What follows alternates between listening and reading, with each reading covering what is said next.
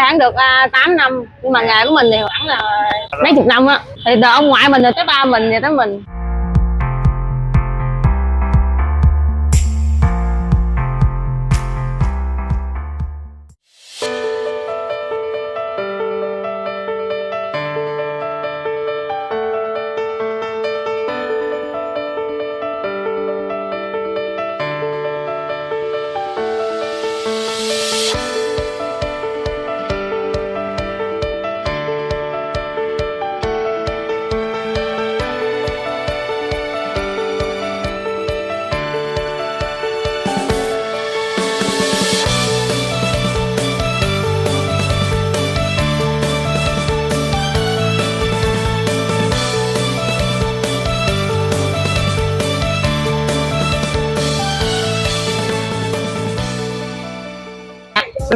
Xin chào chị ha, chị có thể giới thiệu sơ cho khán giả đang xem kênh YouTube Trần Công Huỳnh là mình tên gì, với lại tiệm bò viên này của mình là đã hoạt động được bao lâu? Mình bán đây, mình tên Phượng. Mình bán đây hẳn được 8 năm, nhưng mà nghề của mình thì khoảng là mấy chục năm á. Thì từ ông ngoại mình rồi tới ba mình rồi tới mình. Vậy là 3 đời rồi đúng không? Dạ đúng rồi, ở đây viên này là nhà mình cũng làm á. Dạ, là trong đây là tất cả nguyên liệu là chị làm hết hay là có không? Bò viên thì nhà mình làm. Dạ. Còn đậu hũ thì mình lấy ngoài chợ về mình chế biến lại. Cái thời gian hoạt động của tiệm mình là từ mấy giờ tới mấy giờ? Quán mình bắt đầu từ ngày mai là khoảng trưa, bán đến 10 giờ rưỡi tối. Trong cái quá trình hoạt động vậy chị, thì cái thường thời gian là khách tới đông nhất là mấy giờ? Tầm 7 giờ tối đến 9 giờ. Dạ, ví dụ như món ăn đó chị, là cái món này là em biết là nó nguồn gốc từ mực, nhưng mà là mực gì chị? Cái này là mực ta ngâm á, ngâm nước cho. Dạ, ăn thì em thấy nó sực. Cái dạ, này đúng là rồi. cái này là gừng nạm. Dạ đúng rồi, gừng nạm. Còn cái này là đậu hũ dùng thịt. Cái này là bò viên. Dạ viên. Dạ đúng rồi. Ở đây là chị bán là hủ tiếu mềm rồi. Hủ tiếu mềm, hủ tiếu dai, mì gói, mì dắt. Chị cho em hỏi thăm là giá cả của mình là dao động từ bao nhiêu tới bao nhiêu chị? Mình bán 35.000 một tô. Dạ. Chén cũng đồ hộp cẩm, đồ ăn không thì cũng 35. Nói chung là cái gì cũng 35, xương cũng 35. Dạ. Em đi ăn là em thấy là bình quân là khoảng 50.000. Mà cái khu quận 11 thì em thấy là món hoa rất là nhiều luôn á. Dạ. Chị bán giá này thì em thấy là nó rất là ổn luôn. Là theo như em tìm hiểu nha, là cái món hủ tiếu bò viên người Hoa á, là nếu mà người ta nói chính gốc là chỉ có bò viên không thôi. Dạ. Chị thấy cái đó có đúng không? Thì cũng đúng, hồi xưa mà đời ông ngoại của mình á, thì chỉ bán bò viên với hành lá với mì gói thôi, chứ không có mì dắt hay là hủ tiếu mềm gì hết á. Càng ngày càng thay đổi mà mình phải theo nhu cầu của khách, mình thấy này thêm kia vô thì mình mới được khách nhiều. Ở trên cái bàn để ăn á, trong cái thành phần á, em thấy có một cái hũ á, cái đó không biết là cái gì chị? Cái đó thì người ta gọi là cải mặn á, thì cũng có nhiều người gọi là sá bấu á. Đúng rồi, khi mà mình cho vô nước dùng á để ăn chung với lại mì bò viên, hủ tiếu bò viên đó chị, dạ, thì nó sẽ cho ra cái hương vị gì? Kiểu nó đậm đà hơn. Nhưng mà mình bỏ vừa thôi, bỏ nhiều nó cũng hơi mặn á. Như nãy giờ em quan sát á là thịt thà chị chuẩn bị rất là nhiều á. Dạ thì đúng một rồi. Ngày á chị có thể cho biết là mình bán khoảng bao nhiêu ký không? Mà mình nắm chừng thôi thì viên thì khoảng 9-10 kg một ngày. Dạ. Còn gừng nạm thì chắc 6-7 kg. Dạ. Em bán từ lúc đầu thì em bán thời gian ngắn là từ 5 giờ đến 10 giờ tối thôi. Dạ. Mà sau này em làm quán lại rồi thì bắt đầu ngày mai là em bán tới 1 giờ. Thì lúc đó lượng khách thì mình chưa biết làm sao. Đúng không? Dạ. Chào mừng cô chú anh chị đã quay trở lại với kênh YouTube Trần Công Huỳnh. Hôm giờ là Huỳnh chia sẻ rất là nhiều clip về du lịch, như là đi Montevideo ở Campuchia, sau đó là đến clip Tô Phượt ở Nam Cát Tiên. Sau những cái chuyến đi đó, Huỳnh sẽ quay lại làm những clip về những món ăn ngon, bổ, rẻ ở Sài Gòn để gửi đến cô chú anh chị. Trong chiếc clip này thì cái món mà Huỳnh giới thiệu với cô chú anh chị là cái món hủ tiếu mì bò viên. Cái món hủ tiếu mì bò viên này có gì đặc sắc thì cô chú anh chị cùng xem hết clip nha. Cái linh hồn của món hủ tiếu mì bò viên á, chắc chắn là phải có tương rồi đúng không cô chú anh chị? Huỳnh thường ăn á là Huỳnh sẽ cho tương đen nè, thêm một ít tương đỏ, và một cái mà không thể thiếu đó là sa tế. Một cái đặc biệt nữa là cái chỗ sa tế của hủ tiếu mì bò viên 736 á, là ở đây là làm nha cô chú anh chị. Ngoài những cái nguyên liệu này ra là mình còn có, khi mà pha tương để chấm á, thì mình còn cho thêm miếng dầu mè nữa cho nó thơm, một ít thôi, tại vì nếu mà dầu mè cho nhiều quá nó sẽ bị đắng. Rồi cô chú nhìn nè, có hấp dẫn không? Đó. Đây là tô mì bò viên nha. Còn đây là chén viên quỳnh keo thên để ăn cho nó no. Để có một cái tô mì bò viên hấp dẫn á, thì quỳnh quan trọng nhất là cái nước dùng nó phải là ngọt và thanh nha. Thì cái nước dùng ở đây á, nó đáp ứng cái tiêu chí đó, ngọt và thanh.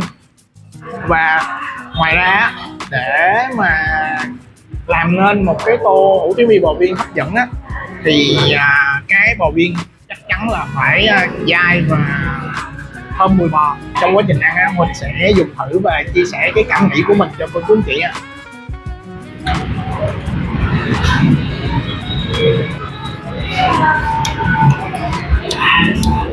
Tương quá ngon. Cái sơ tế mà của tiệm làm á là nó cay, nhưng mà nó cũng không có gọi là không có cay quá, nó cay vừa đủ, nhưng mà đặc biệt là nó rất là thơm. Mình là một người không có giỏi ăn cay nha, nhưng mà cái sơ tế của quán là mình thấy rất là ok luôn. Ăn bò viên á, thì mình thích nhất là cái hương vị của dầu mè, nên mình sẽ cho một ít vô. Mình cũng cho một ít cải xá bấu để cho nó tăng cái hương vị đậm đà của tô mì bò viên.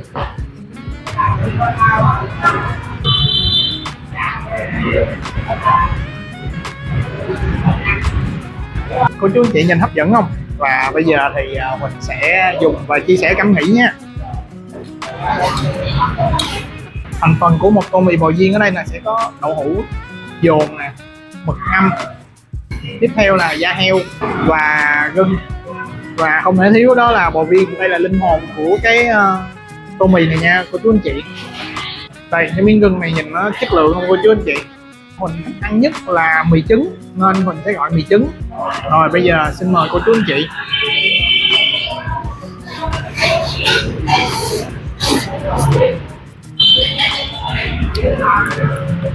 Mì mềm,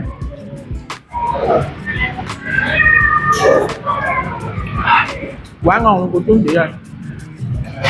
Rau á là mình thấy có rau thơm nè, ăn mì mà cắn có miếng rau thơm á thôi đó, nó thơm, nó dậy cái mùi lên, rất là hấp dẫn luôn.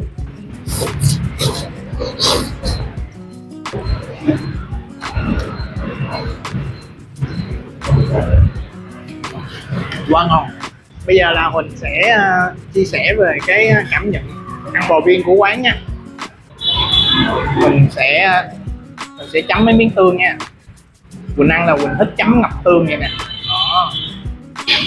Đó. Rồi xin mời cô chú anh chị.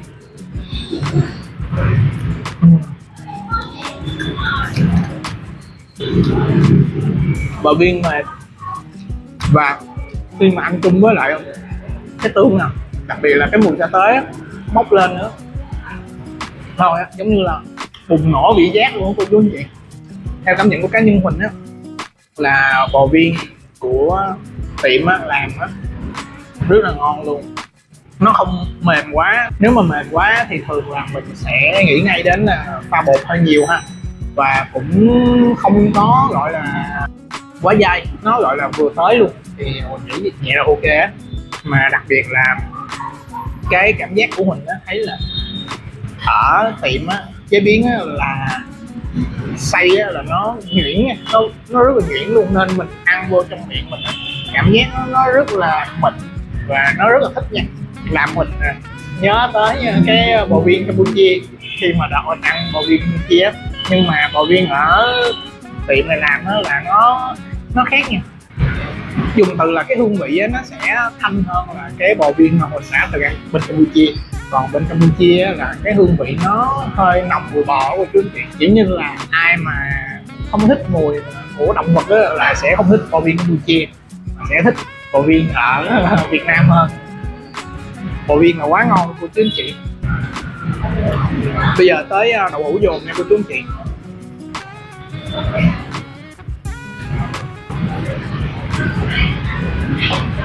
Nó có chút chị nhìn hấp dẫn không?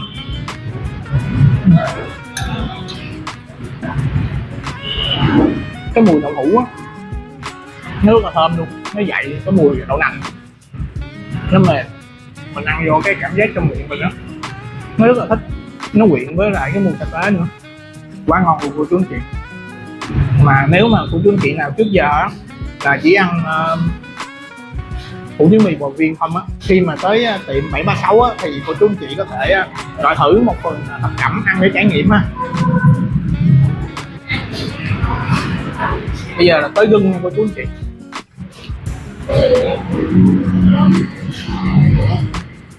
Miếng gừng cô chú anh chị hấp dẫn không? Đây cái gừng nạm, mà đối với bản thân mình á, thì mình thích ăn gừng nạm hơn là gừng trong, tại vì gừng nạm nó có phần thịt nữa, ăn nó sẽ có cái mùi vị nó rõ hơn. Còn cái gừng trong á, thì mình ăn á, mình thấy mình chỉ có cảm giác duy nhất là nó sực thôi. Xin mời cô chú anh chị. Một cái điểm cộng của tiệm á là gừng nạm á, ở đây là xử lý á, chế biến là vừa tới luôn, nó không có bị dai quá. Thực sự á sẽ có nhiều tiệm á trong cái quá trình mà người ta chế biến cái gừng nạm á là nó sẽ bị dai cô chú anh chị, nhưng mà riêng ở tiệm hủ tiếu bò viên của chị Phượng nè là nó vừa tới luôn, chứ nó không có dai. Mình ăn mình rất là thích luôn, đặc biệt là những cô chú anh chị nào mà lớn tuổi á thì có thể tới đây ăn. Thực sự á, đối với một tô mì bò viên á mà nó đầy ắp như vậy á thì mình thấy cái giá 35.000 một tô là hoàn toàn xứng đáng. Thì không biết suy nghĩ của cô chú anh chị như thế nào, có thể để lại bình luận ở bên dưới clip này để cho Huỳnh giao lưu với lại cô chú anh chị ha. Rồi, tiếp theo là phần mật ngâm. Cô chú anh chị nhìn nè, hấp dẫn không? Thực sự là nó khó gấp nữa, tại vì đũa nhựa mà thêm cái mực này nó trơn trơn nữa. Cái này là mực ngâm nha cô chú anh chị. Ngoài bò viên ra thì mình thích nhất là cái món mực ngâm ở trong cái tô mì này nha. Nó sực á, ăn rất là thích luôn. Cô chú anh chị nào chưa ăn cái món mực ngâm này á, nếu mà có dịp á nhớ ăn thử nha. Nhưng mà chỉ có một cái duy nhất thôi, nếu mà cô chú anh chị nào mà ngại cái vấn đề mà mùi hải sản á nó hơi canh tanh á thì có thể chấm với lại nhiều sa tế ha, ăn vô thì nó sẽ át bớt cái mùi tanh đi, và nó sẽ làm cho mình giống như là mình trải nghiệm một cái món ăn rất là ngon luôn. Bây giờ là cái nhân vật cuối cùng ở trong cái tô mì bò viên, đó là phần da heo. Cô chú anh chị nhìn nè,